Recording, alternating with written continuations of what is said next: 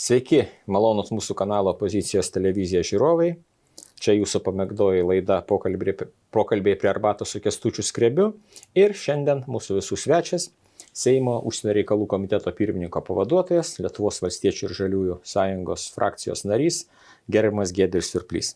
Sveiki. Malonu Jūs matyti, gerbiamas Giedriu, mūsų studijoje. Na, o aš kreipiuosi tradiciniu prašymu į mūsų žiūrovus. Susiraskit mygtuką su nykščiu pakeltų į viršų, paspauskit jį, pasidalinkit mūsų laidą, pasikalbėkim pokalbių kambaryje, kuris yra žemiau laidos įrašo YouTube kanale, nes tik tokiu būdu YouTube algoritmai padės pamatyti mūsų laidą, mūsų kanalą didesniam žiūrovų skaičiui. Na ir be jokios abejonės prenumeruokite Opozicijos televizijos kanalą. Pone Giedriau, šiandien norėčiau, kad mes aptartume Ukrainos prezidento Volodymyro Zelenskio vizitą, kuris vyko praėjusią savaitę Baltijos šalyse – Lietuvoje, Estijoje ir Latvijoje.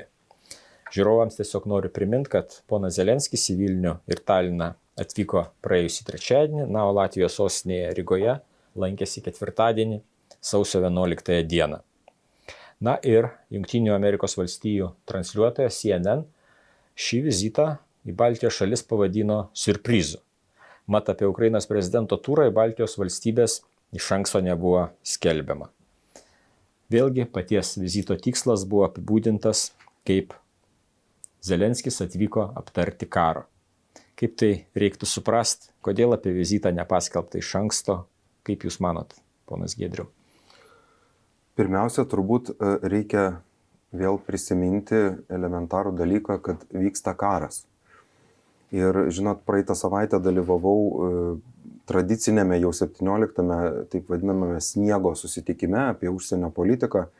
Tai ten viena iš temų, aišku, buvo Ukraina ir vienas iš prelegentų citavo New York Times leidinį, kuriame buvo straipsnis apie tai, kas vyksta fronte ir iš principo tai yra kraupu. Tai yra, na, kaip ir buvo įvardinta, tiesiog mėsmalė. Ten yra tonos mėsos tiesiog. Tai šito neturime pamiršti ir vėlgi prisiminkim, kad ir pirmieji mūsų vizitai, aš tarkim lankiausi Ukrainoje 2 mėnesiai po karo, pasaulio lyderiai ten važiavo irgi ir taip pat Ukrainos pusės vizitai į pas mus, jie irgi vyko tokiom visiškom konspiracijos sąlygom ir grinai dėl saugumo. Nes supraskime, kad techniškai tam, kad prezidentas Zelenskis galėtų atskristi tuo lėktuvu su užrašu Ukrainos avialinijos, kuriuo atskrido, jisai turėjo traukiniu turbūt greičiausiai kirsti visą Ukrainą ir išlipti Lenkijos stotyje, kaip ir daro visi. Na ir kadangi rusai šaudo visą naktį ir šaudo visur, kur pakliūna, kas galėtų, kaip sakant, paneigti, kad negali pataikyti ir tokį traukinį. Tai dėl to aš manau, kad jokių čia sąmokslo teorijų nėra, tai yra grinai saugumo sumetimais tas neskelbtas vizitas. Man pačiam buvo įdomu, sakykime taip, sėdžiu aš Palangoje ir sužinau, kad štai Zelenskis Vilniuje ir mane kviečia į susitikimą Seime, nors, na, aš fiziškai negaliu to padaryti. Bet čia, sakau, reikia nurašyti turbūt tam karui ir saugumo reikalavimams. Na tai gal netoks ir spontaniškas buvo, gal viena ar kita tarnyba arba mūsų vienas ar kitas valstybės pareigūnas ir žinojo, kad atvyksta Ukrainos prezidentas. Aš netgi prisiminiau, kad tokį atvejį, maždaug ten dabar bijau pameluoti, ar 93 ar 94 metai, man tada teko būti Seime ir irgi taip, kai buvo tokia kaip žinia iš giedro dangaus, kad Vilnių nusileido Džochar Dudajevo lėktuvas.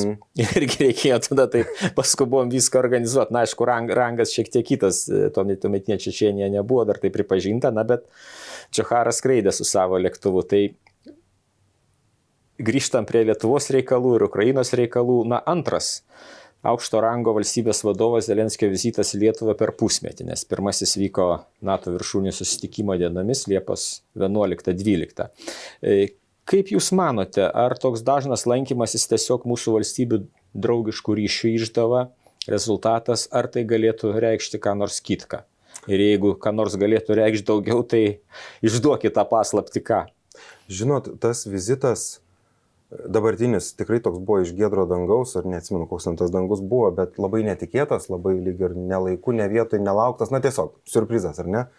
Kaip ir paminėjote CNN reportaže. Bet kuo labiau aš bandau suvokti jo tikslą, tuo labiau aš suprantu, kad jis buvo labai reikalingas ir spėčiau, kad tokie vizitai, jo vizitai kartosis ir bus gana dažni. Dabar kodėl? Pirmiausia, pasakysiu, stebėdamas jo kalbas tiek prezidentūroje, tiek iš Seimo, tiek iš vyriausybės, tiek iš LRT studijos, kurioje jis dalyvavo dienos temoje su mūsų prezidentu, aš susidariau tokį labai stiprų įspūdį, kad jisai pirmiausia atvyko mūsų padrasinti arba mūsų paguosti. Tai taip, jisai nekartą pakartojo, kad Lietuvos guosti ar drąsinti nereikia, mes esame vieni iš didžiausių rėmėjų, jeigu žiūrėti pagal BVP žmogui tenkantį, kiek mes skiriam paramos Ukrainai ir mūsų balsas tikrai yra labai garsus. Bet žiūrint toliau į mūsų kaimynės, žiūrint už Atlanto, akivaizdu, kad tikrai tas nuovargis karo yra. Apie tai diskutuoja visi. Ir sakau, man atrodo, pirmiausia, Zelenskis važiuoja kaip pasaulio lyderis, kaip herojus, bet ir tuo pačiu kaip tikrai talentingas, gebantis perduoti žinią ir jausmus aktorius, emociją perduoti. Jis važiuos dabar per pasaulio sostinės ir dar kartą visiems pasakys, kodėl tai nėra pralaimėtas karas, kodėl nereikia nuleisti rankų ir kodėl reikia remti. Tai sakyčiau, čia gal pirma priežastis. Antra priežastis, vėlgi žinome, kad pastaraisiais mėnesiais yra susvyravusi labai stipriai Jungtinių Amerikos valstijų valia remti Ukrainą ir vėlgi tame pačiame sniego susitikime, apie kurį minėjau, aš bendravau su aukšto rango Amerikos pareigūnais ir... Gal aš labai atsiprašau, aš įterpsiu, Giedriau, bet mūsų žiūrovam, kas tas sniego susitikimas? Taip, tai yra... Nes aš tai šiek tiek žinau, bet kad ir mūsų žiūrovai žinau, tai apie ką kalba eina, kad toksai... neslidinėt buvot susirinkę. Tai yra toksai tradicinis, kaip jau sakiau, 17 kartą jau vykstantis kiekvienais metais užsienio reikalų ministerijos organizuojamas susitikimas, kuris yra neformalus, jisai vyksta pagal tas vadinamas Chatham House taisyklės, kur tu gali pasakyti, kas buvo kalbama, bet tu negali pasakyti, kas ką kalbėjo. Ir ten suvažiuoja, tikrai pasaulio buvę arba esami galingieji. Žinom, kad ir Lenkijos ministras užsienio reikalų naujasis buvo ir Švedijos premjeras buvęs Karlas Biltas, irgi legendinis užsienio reikalų ministras tuo pačiu. Tai tas susitikimas irgi kalba apie tai, kad mes pavargstame ir, kaip jau minėjau, kalbant su Amerikos aukšto lygio pareigūnais, tai jie irgi sako, mes suprantam, kas vyksta, mes žinom, kaip tai svarbu, bet dabar Amerikoje vyksta tie vidiniai dalykai susiję su būsimais prezidento rinkimais. Jeigu norite, jūs demokratai, paramos Ukrainai, tai remkite mūsų sieną su Meksika ir kuo daugiau, ir taip toliau. Tai čia vidinės peripetės. Tai mano galva, ką prezidentas Zelenskis dabar yra supratęs su savo komanda, kad jisai turi pervažiuoti kuo daugiau, nes jisai yra ta jėga, kuri, bent jau iš Vilniaus, iš Rygos, iš Talino, išsivežė po kažkiek keliasdešimt milijonų eurų pažadus remti Ukrainą. Ir pervažiavus per tas mažesnės valstybės, kurios yra artimesnės idėjiškai, tu gali pasiūsti labai aišku signalą, kad žiūrėkit, jeigu jūs neremėt, yra kas remia ir aš renku tuos pinigus. Ir jūs tikrai nenorit atsidurti istorijos paraštėse, kurie liksit paskutiniai arba kurie liksit iš vis neparėmę. Tai sakau, dėl to aš preziumuoju, kad tų vizitų jų bus dabar daugiau, nes jisai suprato, kad jisai gali būti tas, kuris pralaužia ledus. O tai dabar yra labai svarbu. Ir dar tokia, gal net sakyčiau, antra mano to paties klausimo dalis. Vėlgi, čia pasirodė tokių pasvarstymų, nes iš Lietuvos ponas Zelenskis išskrydo į Estiją, sekančią dieną į Rygą.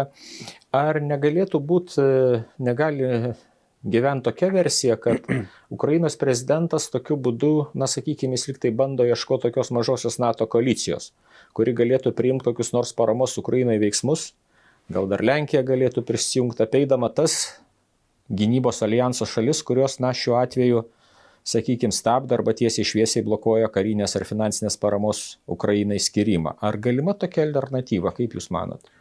Manyčiau, kad gali taip ir būti. Sakau, man atrodo dabar, kai toks ir jaučiamas tas yra nuovargis, ar kaip čia pasakyti, nusivylimas, šioks toks, būtina rasti tų, kurie garsiai pasakytų stop, mes nepavargę, stop, mes dar turim resursų ir mes tikrai remsime Ukrainą.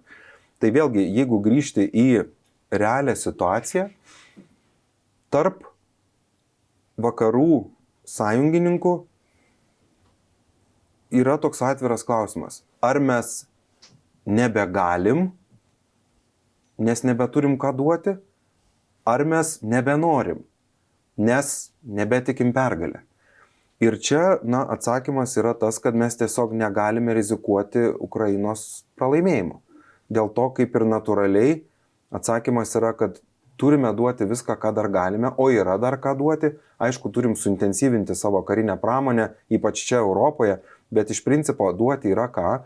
Ir tą parodė sėkmingos Ukrainos oro atakos prieš Krymo laivyną Rusijos, kai jie tiesiog turėdami ilgo nuotolio raketas gali atakuoti ten, iš kur paleidžiamos yra priešo raketos, o nelaukti su savo Patriot sistemom, kol atskris raketos ir jas numušinėti virš Kyjivo, virš taip toliau. Ta mes žinom, Rusija turi N pajėgumų, Rusija turi savo, Rusija turi Irano šahedo dronų, Rusija turi dabar jau aišku Šiaurės Korėjos duotų raketų ir Ukrainos ta gynybos sistema, oro gynybos, kurią mes davėme, ne mes, galbūt didžioji dalis vakarų mūsų sąjungininkų, jinai senka.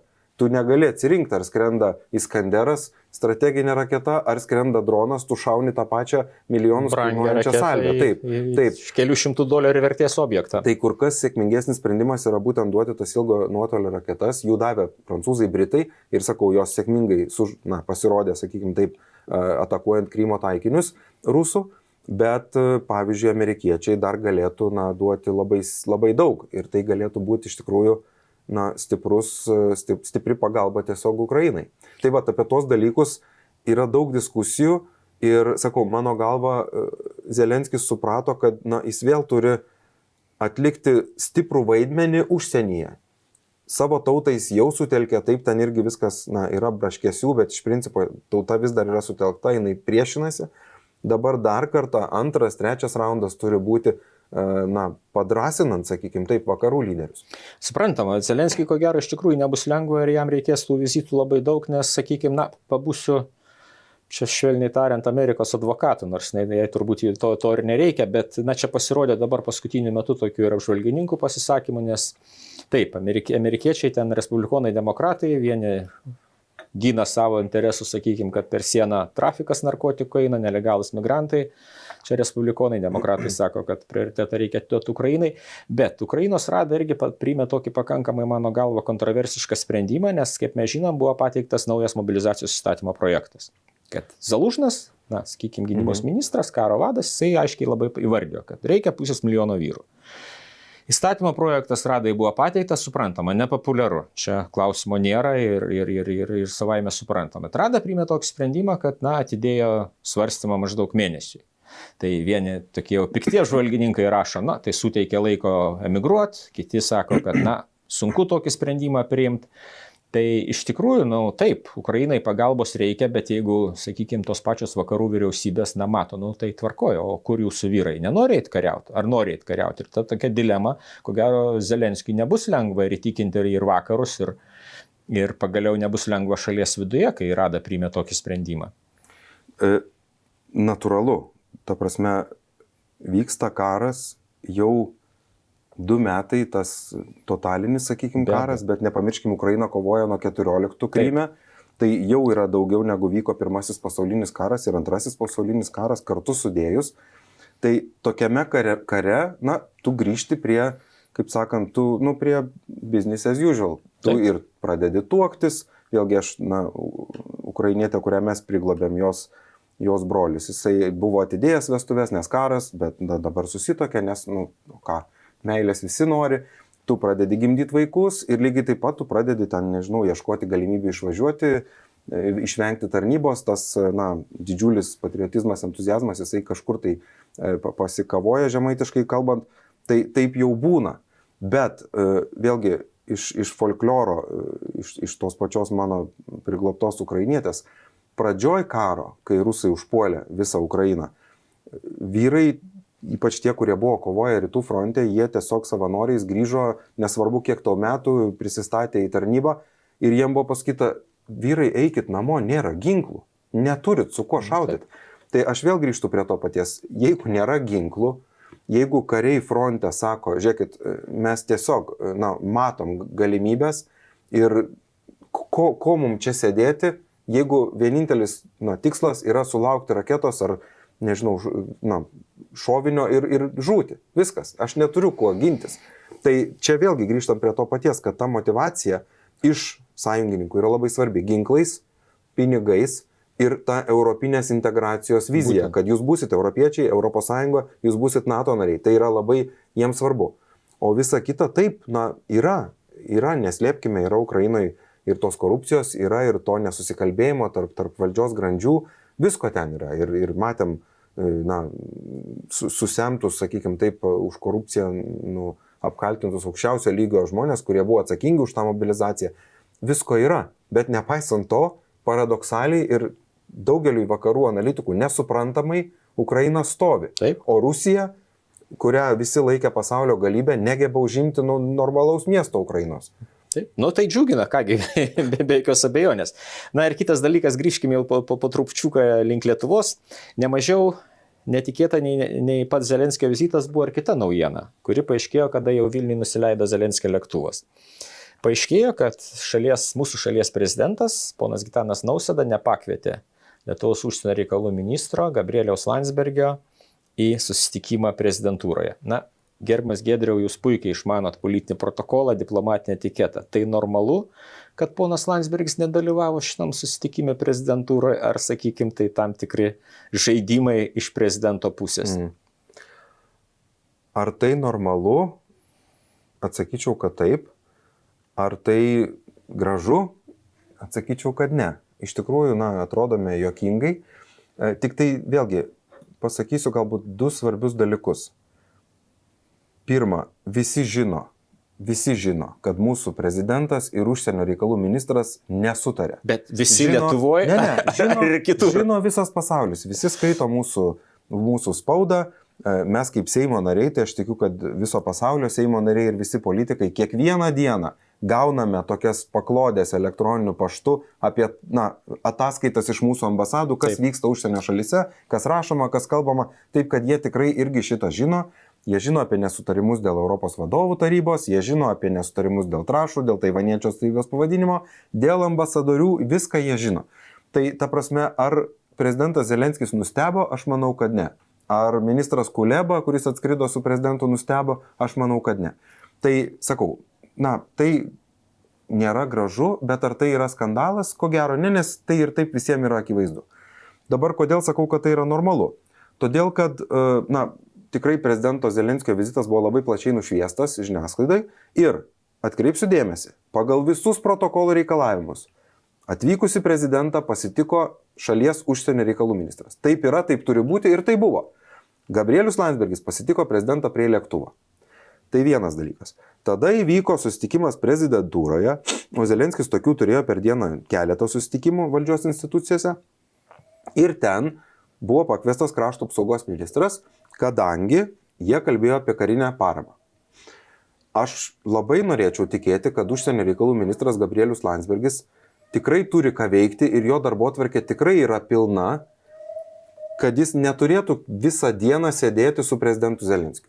Taigi jis jį pasitiko prie lėktuvo ir tada vakare jisai susitiko su juo kaip vyriausybės narys, vyriausybėje. Taip, kad aš čia jokio kriminalo nematau, man atrodo, viskas yra labai gražiai sudėliota ir tikrai užsienio reikalų ministras turėjo laiko su Ukrainos prezidentu ir su Ukrainos užsienio reikalų ministru. Čia tik toks vienas niuansas yra, nežinau, gal čia mano asmeninė tokia nuomonė, gal jūs kaip nors kitaip pakomentuosit, nes vėlgi, kita vieša paslaptis tai yra Gabrieliaus Landsbergio ir ministro Anušausko santykiai. Tai tas pakvietimas pono Anušausko į prezidentūrą, kur buvo susitikimas su ponu Zelenskiu ir jo labiau, kad, ministras kaip po to komentavo, Anušauską turiu galvoj, tai jisai aiškino, kiek paramos Lietuva skyrė, kiek Lietuva dar skirs, bet visą laiką buvo pabrėžiama, kad tą daro krašto apsaugos ministerija, užsienio reikalų ministerija liktai nustumiant šiek tiek iš šoną. Tai, kaip jūs pakomentuotume tą niuansą? Ar tai irgi tokie, kaip sakoma, kaip čia švelniau pasakyti, didelių vyrų vaikiški žaidimai po kilmu?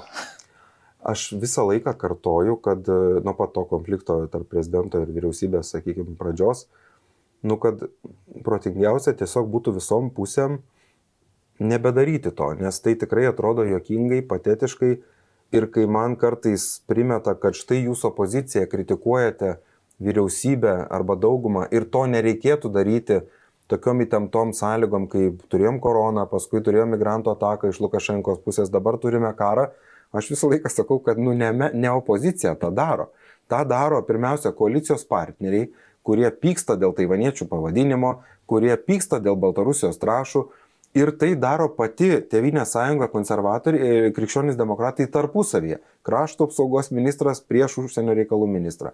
Krašto apsaugos ministras prieš Seimo nacionalinio saugumo ir gynybos komiteto pirmininką. Visa partija prieš užsienio reikalų komiteto pirmininką Pavilionį. Ir taip toliau.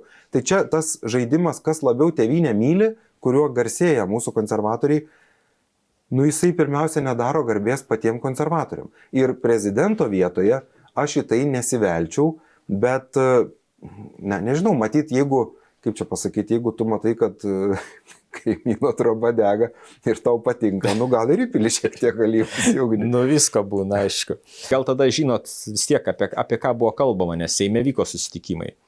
Vėlgi, kaip ir visur, kaip ir prezidentūrai, kaip ir vyriausybei, kaip ir Seime, tai, pagrindinė tema yra tai, kad reikia tęsti paramą Ukrainai ir Lietuva visą laiką labai garsiai pabrėžia, kad mūsų sąlyga yra iki pergalės. Dabar ką tai reiškia, mes diskutavome čia šiaip rimtas klausimas, nes ir amerikiečiai diskutuoja apie tai, kas yra pergalė. Taip, tai ir tame sniego susitikime buvo apie tai diskutuojama, tai yra svarbu, bet sakau, svarbu įsivardinti, apie ką mes kalbame. Nes tai yra labai tikslas, tikslas ką, sienos prieš 14 metus, sienos prieš aneksiją, čia labai svarbus dalykas. Tai yra labai svarbus strateginis klausimas, nes jeigu mes neturime strateginio tikslo, tai ką mes darom? Mes tiesiog remiam dėl to, kad remiam, ar neremiam, nes neremiam, ar pavargom, ar kaip, reikia tą turėti. Tai Lietuva nuolatos kalba apie tai, kad mes iki pergalės Ukrainos sąlygomis, gal taip reikėtų, įvardinti. O Ukrainos sąlygos kol kas nėra žinomas. Yra tas prezidento Zelenskio 10 punktų planas, kurį jisai paskelbė prieš metus, kai buvo minimos karo metinės ir aš visą laiką atkreipiu dėmesį į tai, nes tuo metu buvau Kyjive ir mes susitikome kaip daugelio Europos šalių užsienio reikalų komitetų pirmininkai ir jų pavaduotojai, susitikome ir su prezidentu Zelenskiu, tai jisai nekartą paminėjo, kad tame plane yra ir Kinija, nes jis Kinijai mato labai svarbu vaidmenį. Jisai supranta, kad jeigu kažkas gali taikiai nulaužti Rusiją, tai yra Kinija. Tai nesvarbu, bet tas 10 punktų planas kol kas yra vienintelis Ukrainos aiškiai išreikštas dokumentas, kuriuo galbūt reikėtų ir vadovautis. Bet jeigu taip kalbant labai paprastai, tai Rusijos nustumimas atgal iki 91 metų sienų, reiškia ir iš Krymo, jau nekalbant apie Zaporižės ir Donbasus ir taip toliau, ir Putino režimo pabaiga. Tai turbūt dvi tokios yra sąlygos. Ir kas dar Seime buvo papildomai kalbama apie tai, kad Lietuvos Seimas yra šventai įsipareigojęs tą politinį palaikymą Ukrainai telkti visame sąjungininkų pasaulyje. Dėl integracijos į Europos Sąjungą ir į NATO. Teisingai supratau. Kągi, ir pabaigai toks klausimas gal truputį iš kitos operos, bet vis tiek čia paskutiniam savaitėm apie jį labai daug diskutuojama. Ar turėsim artimiausiu metu Lietuvos Respublikos ambasadorių Lenkijoje? Aš kalbu jau nuo praeitų metų pabaigos, kad mes jį turėsim, mes jį privalom turėti. Kada? Aš kitaip turėsim, tai aš nebejoju. Tai dabar labai... Jūsų prognozės kada? Labai aktyviai įsijungia į tą procesą užsienio reikalų komitetas, kuris šiaip jau pagal įstatymus ir turėtų stipriai dalyvauti tame procese. Aš kalbu ir rašau apie tai, kad mes turim pilkųjų spragų įstatymuose, nes niekaip nėra aprašyta įstatyme, kaip kandidatai ateina iki užsienio reikalų komiteto. Tai dabar ar mes spręsim ar nespręsim, lygiai esam sutarę su Žygimantu Pavilioniu, kad ruošime įstatymo projektą kartu su teisininkais, kad jis būtų rimtas, tinkamas ir prezidentūrai, ir užsienio reikalų ministerijai. Tai teisinės spragos yra tokios, kai egzistuoja nesutarimas tarp prezidento ir ministro, akivaizdu, kad tai gali užsitęsti taip kaip dabar, bet mes užsienio reikalų komitetas esame, kaip sakant, įpareigoję abi šalis susitarti iki sausio 29 dienos, kai mes vėl rinksimės į posėdį ir tikiu, kad tuo metu jau tas susitarimas bus. Dar šį mėnesį gali kažkas paaiškėti. Rastas. Ir dar vienas labai svarbus aspektas, mano giliu įsitikinimu, šitą kovą pralaimi abi pusės, ir prezidentūra, ir užsienio reikalų ministerija. Bet mano galva, aš tą sakiau prieš kelias dienas, labiau pralaimi užsienio reikalų ministerija. ir dabar pasirodė naujos visuomenės apklausos ir prezidento reitingai auga. Taip. Tai man atrodo, turint omeny, kad gyvename rinkiminiuose metuose, kuo labiau tie reitingai rodys, kad konfliktas yra naudingas Nausėdai, tuo mažiau konservatoriai, turėdami kandidatę Šimonytę, turėtų į tą konfliktą veltis. Ar jiem užteks strateginio šachmatinio mąstymo, pamatysime, bet mano supratimu reikėtų daryti būtent taip, juolab, kad pagal įstatymus prezidentas, kuris pagal konstituciją atsakingas už užsienio politiką, gali vis dar pareikšti nepasitikėjimą šitam užsienio ministrui, kuris tikrai jam yra rakštis vienoje vietoje jau 3 metus. Tikrai taip. Kągi, gerbiamas Giedriau, dėkoju, kad atėjote į mūsų studiją, kad išsamei papasakojot apie tai, kas vyksta mūsų šalies užsienio politikoje, apie prezidento Zelenskio vizitą. Na, o mūsų žiūrovams dėkoju už dėmesį. Dar kartą prašau, paspauskite tą mygtuką su nykščiu pakeltų į viršų, pasidalinkit mūsų laidą, prenumeruokit mūsų kanalą ir iki kitų susitikimų. Ir dar kartą ačiū. Gerbiamam Giedriui. Ačiū. Politinė reklama apmokėta iš Lietuvos valstiečių ir žaliųjų sąjungos politinės kampanijos sąskaitos.